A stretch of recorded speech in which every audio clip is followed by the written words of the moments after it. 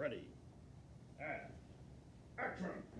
Bum, bum, bum, bum, bum, bum, bum, bum, bum, bum, bum. Back again, eh? Wow, you guys must be gluttons for punishment. Today, I'm going to torture you with our how-to paper. And rather than me give you a big old long preamble, let's go to the website. E-learning, Sisseton, Wahpeton Colleges. E-learning website. By the way, for those of you who have no idea what the heck I'm talking about, this is English. Composition 1 with Professor Victor Singing Eagle at Sisseton Wahpeton College. And we've got our e-learning course, English 112, Composition 1, Section 1, Online. Let's have a look, shall we? I just put this up. By the way, there's me. I showed you that before with my long hair. I was much skinnier. That was our directions for our annoyance paper with an angry little girl here. Bunch of my little lectures that I keep putting up. There's me talking about Aristotle. I even put something on here about narrowing your topics. That's there. And here's the directions on how to do our how-to paper. Yay! So let's click on it, shall we? Boop. How-to paper. Directions, PDF. Boop. And I will do my best not to try to read to you, as professors often do. I'm just going to summarize. Let's make this bigger. Zoop. And pull it down. Zoop. There we go. That's right. I think I can actually use this thing as a giant iPad. I'm not always really good at it, but we'll try, shall we? So we've got our directions here, the title, blah, blah, blah. It's supposed to be due by February 19th at 17:30. For those of you who have no military experience, that's 5:30 p.m. Monday, February 19th. So the essentials, I already said last time we talked. Everybody's an expert at something. All you got to do is identify your talent. Choose one. Don't make a big long list. Something that captures the essence of who you are and what you value and what you love doing. Discuss a little bit about the history and background of your talent. Explain how you learned how to do it. Walk your reader through it step by step so the reader can see and understand in the mind's eye. Be clear. Be creative. Similar to the annoyance paper, you can use I if you want to in this paper. Again, be creative. You can use I said already. Use an MLA style header. Preferably use an MLA title page this time. There's a reason for my method to my madness. We'll talk about that another time. So we got our clear introduction, the body of the how-to paper, a little bit more rigid, more constraints than the annoyance paper that you already did. Choose a subject which you enjoy and would be easy to teach. Describe your talent in such a way that will attract your reader's attention. Last time we met, I said choose a specific readership. Who do you think would be interested in the talent that you're going to teach? Don't just say it's for the teacher. You know what I mean. Next, what is about your talent that you find meaningful? How did you learn it? How do others normally approach the topic? What's other people's attitude about it? For example, if you ever want to have an interesting look at something, go to YouTube and look for Jim Gaffigan when he talks about fry bread. You know who Jim Gaffigan is, right? He's a comedian. Well, never mind. Keep going. Look him up on YouTube. Let's see. Any special tools or equipment required for this step-by-step project you're teaching people how to do? Walk your readers through it. Conclude any way you see fit. Just be clear. Have fun. And make sure you make a good point. Now this is a title page, an MLA-style title page. If you get trapped with me again, in English Composition 2, I'm going to teach APA. But for now, Comp 1, we're doing MLA. You gotta know both of them. Comp 1, MLA, Comp 2, APA. Most of you guys will never do another MLA paper again. That's why I like to focus on APA and Comp 2. Never mind, let's keep going. Give me a title page. I guess they changed the format a little bit. In the old days, you would put your title of the topic, how to drive in the snow, here, and then you put your name here and then the college there, but they moved it. That's one thing I don't like about the MLA. They're always changing their rules. It's really irritating, and that's why I prefer, personally, the APA, but we won't go there. Now, MLA says put your school first, put your title, put your name and the course and your professor's name and the date. Boom, that's all you need to do. Center it in the page like that. Oops, what did I do? What did I do? Like that, and then make a new page and you start. Last name, page 1. And this one is talking about how to drive in the snow. The person who wrote this says that he starts off with a cool little hook introduction that talks about ice road truckers. I don't know if you've ever seen that video, those stupid reality show called Ice Road Truckers, but he kind of hooks the reader in by talking about people driving in the snow in these giant trucks, and asking why would anybody ever want to drive a big rig across a frozen lake? Well, according to the website or the Houston Chronicle, you can make up to $250,000 for 2 months just driving in ice roads in Alaska. But now I'm going to go on to what we're really going to talk about, or the author does. You're not driving big old trucks. I'm just going to show you how to drive a regular 4-wheel car. Equipment needed. And here's a picture of a truck that's stuck in the snow. I put on here, feel free to add graphics, just don't go hog wild and put too many. This person says he was a truck driver before, back in March 2003, and he actually caused the accident.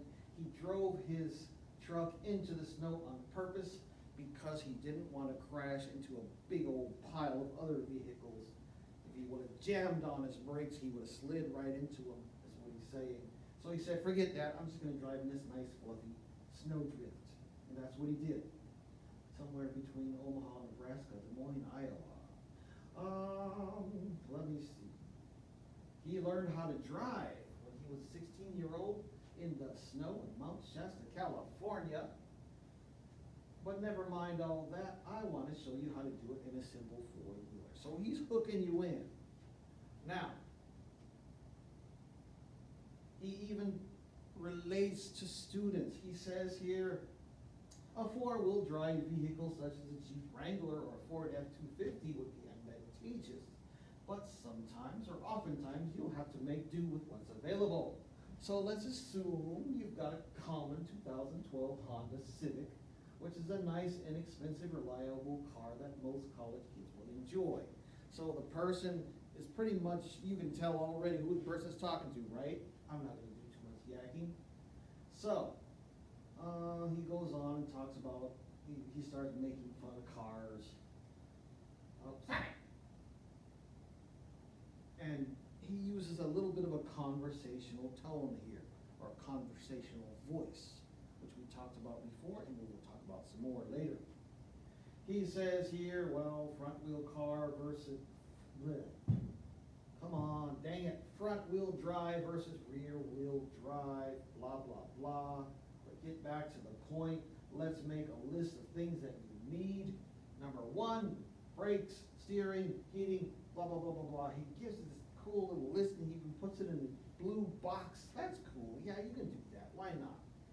He says here, next section, I'm going to give you a list of cautions and precautions.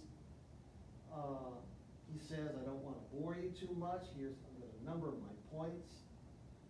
Some tips. First, make sure your windows are clean. Second, turn on your defrosters. Do not turn on your air conditioner like a lot of dumb people do, he says. Turn on your headlights. Turn your radio onto a station that reports on road and weather conditions. If you like blaring, loud, irritating rap or country music, time to turn that off and pay attention to saving your life and maybe the lives of other people on the road. Now that we got all that out of the way, let's turn our attention moving on down the road, shall we? Then he talks about hitting the pavement.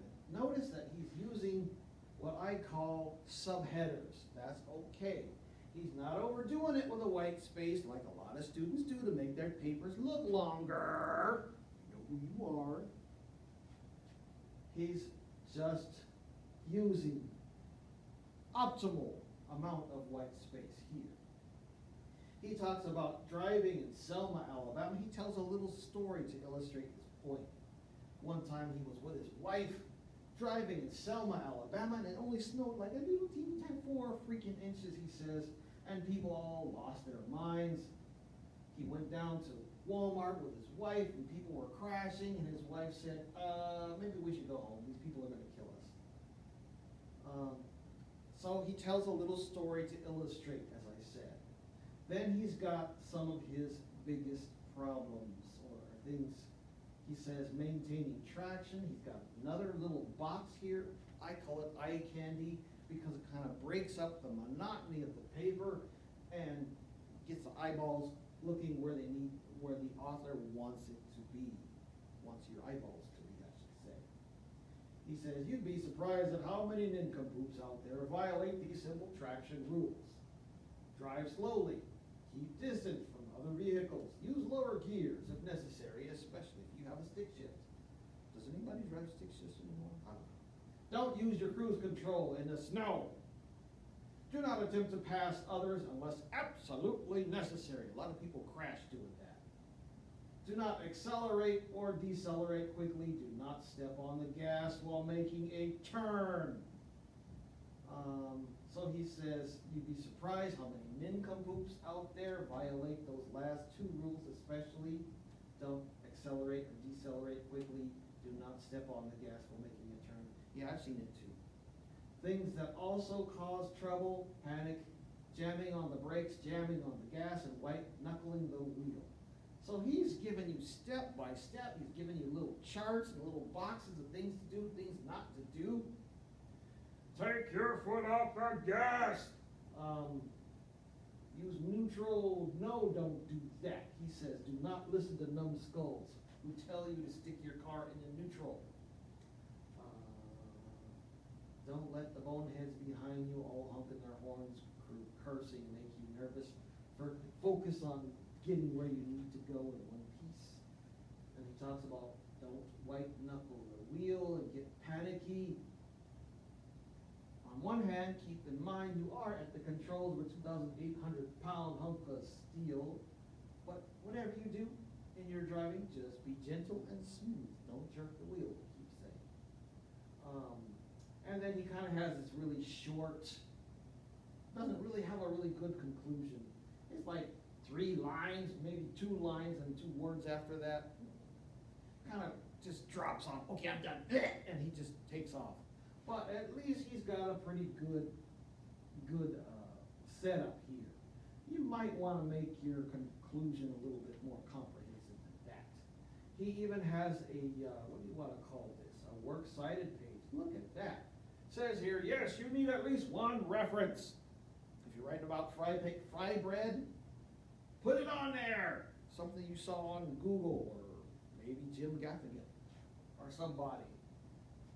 Says here, you need at least 1 reference. If you have more than 1, put them in alphabetical order. Also, if you don't know how to do MLA references, please Google the Purdue OWL and have a look. And don't worry, I will be gentle as your professor. And one reason why I'm gentle, like I mentioned earlier, is because MLA keeps changing their rules and it's really annoying. Let me see. I'll show you Purdue OWL really fast. Let me see if I can make the mouse work. Boop. How we doing on time? 14 freaking minutes. Purdue, somebody else typed it in there. Purdue OWL. Come on, gimme. See, you can do Purdue OWL MLA. Click on it, and boom, there it is. And it tells you how to do the formatting, the style guide, the basics. Even has a sample paper. It says how to do Let's look at it for a second. Even shows you all step by step, and you can make this bigger. You'll know what I'm talking about. Like I said, I'm talking too much. I've already gone 15 minutes long. I'm gonna knock it off there. Thank you so much for being so patient and so kind with me. Again, we gotta get cracking on this assignment, so don't delay. Also, if you have any questions, email me, call me, come and see me right across the hall. Thanks so much. Talk to you later. Bye-bye.